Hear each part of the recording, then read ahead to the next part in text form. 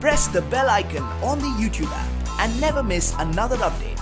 Hello friends, this is Manish and you are watching RC News Adda. Do like, share and subscribe, hit the bell icon for more latest update. बिना समय Jair करे शुरू करते हैं आज का topic. आदमी खाली हाथ नहीं आता, मरने के बाद 3 चीजें साथ ले जाता है। जानिए रहस्य। सब कहते हैं कि मरने के बाद कुछ भी साथ नहीं जाता है, सब यहीं का यहीं धरा रह जाता है। आदमी खाली हाथ आया था और खाली हाथ चला जाता है, लेकिन यह सत्य नहीं है। दुनिया में ऐसी कई बातें हैं, लेकिन वह सत्य नहीं है। आओ जानते हैं कि आदमी जन्म लेता है तो क्या साथ लाता, और जब वह मर जाता है तो क्या साथ ले जाता है। हिंदू धर्म कहता है कि व्यक्ति जो साथ लाया था वह तो साथ ले ही जाएगा, साथ ही वह भी साथ ले जाएगा जो उसने इस जन्म में अर्जित किया है। क्या साथ लाया था और क्या अर्जित किया है, यह जानना जरूरी है। व्यक्ति जब जन्म लेता है तो अपने साथ 3 चीजें लाता है। 1 संचित कर्म, 2 स्मृति और 3 जागृति।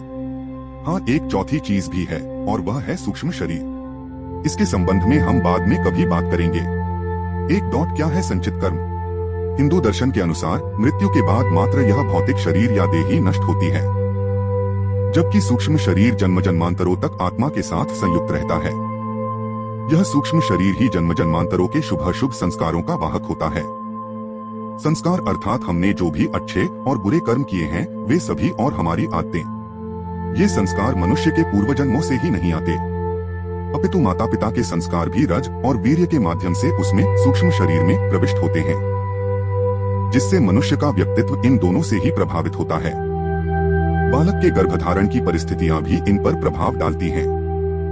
ये कर्म संस्कार ही प्रत्येक जन्म में संग्रहित एकत्र होते चले जाते हैं, जिससे कर्मों अच्छे बुरे दोनों का एक विशाल भंडार बनता जाता है।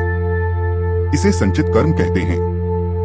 अब जब व्यक्ति मरता है तो इन्हीं संचित कर्मों में इस जन्म के कर्म भी एकत्रित करके ले जाता है।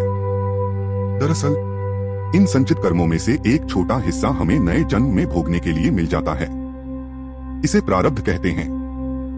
ये प्रारब्ध कर्म ही नए होने वाले जन्म की योनि व उसमें मिलने वाले भोग को निर्धारित करते हैं।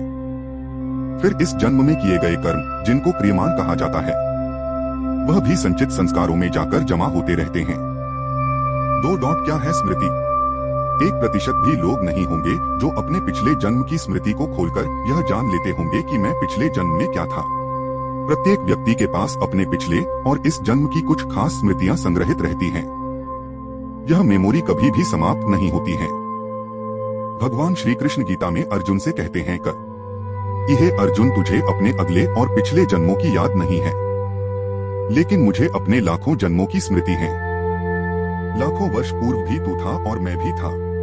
किस जन्म में तू क्या था यह मैं जानता हूँ, और अगले जन्म में तू क्या होगा यह भी मैं जानता हूँ, क्योंकि मैं तेरे संचित कर्मों की गति भी देख रहा हूँ। यह कहना होगा कि जब व्यक्ति जन्म लेता है तो वह अपने पिछले जन्म की स्मृतियां साथ लाता है, लेकिन वह धीरे धीरे उन्हें भूलता जाता है। भूलने का अर्थ यह नहीं कि वे स्मृतियां सदा के लिए मिट गए। वे अभी भी आपकी हार्ड डिस्क में है, लेकिन वह रेन से हट गई है, डी में कहीं सुरक्षित रखी है। इसी तरह जब व्यक्ति मरता है तो वह इस जन्म की भी स्मृतियां बटोरकर साथ ले जाता है। 3 जागृति क्या है? यह विषय थोड़ा कठिन है। प्रत्येक मनुष्य और प्राणी के भीतर जागृति का स्तर अलग अलग होता है।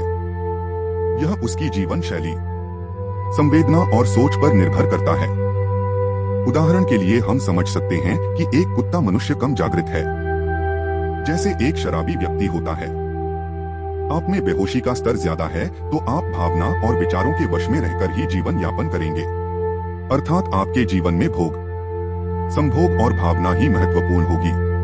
आप इसे इस तरह समझें कि आप में और पशुओं में क्या खास फर्क है। आप कपड़े पहनते हैं और थोड़ा बहुत सोचते हैं, लेकिन आप में वही सारी प्रवृत्तियां हैं जो कि एक पशु में होती है, जैसे ईर्ष्या, क्रोध, काम, भूख, लालच, मद आदि सभी तरह की प्राथमिक प्रवृत्तियां। प्राणियों को प्राणी इसलिए कहते हैं कि वह प्राण के स्तर पर भी जीते और मर जाते हैं। उनमें मन ज्यादा सक्रिय नहीं रहता है।